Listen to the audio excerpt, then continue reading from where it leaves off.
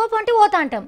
ఆడేదైనా వస్తువు దొరికింది, అరే ఎంత ముద్దుగున్నది కదా అని తీసుకొచ్చి ఇంట్లో పెట్టుకుంటాం.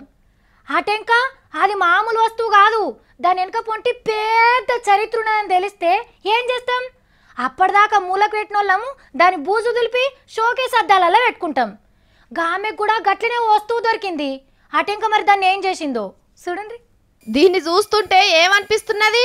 షాయి పోసుకునే థర్మాస్ లెక్క కొడుతున్నదిలే. అరే గంట్ల పూలు పెడుతున్నది మే అని అనిపిస్తున్నది కదా. కానీ అస్సలు ముచ్చట ఎరకైతే మీ పొయ్యి కాడరలా గ్యాస్ బుడ్డి పోయేంత పని అవుతుంది. గది థర్మాసో పూల చెట్లు పెట్టుకునేదో కాదు, బాంబుల్లా బాంబు.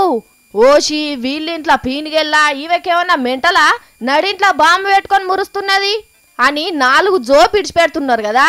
కానీ ఇది బాంబు అనే ముచ్చట ఈమె కూడా తెలియదు. 30 ఏండ్ల కిందట బడి పోతుంటే తొవ్వల ఈ బుడ్డి దొరికిందట.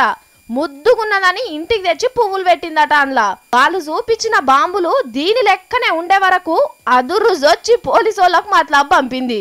పరీక్ష పెట్టి చూస్తే అది ఫస్ట్ ప్రపంచ యుద్ధంలో వేలని బాంబు అని బయటపడే వరకు ఈమె గుండెల బాంబు వేలంత పనైంది.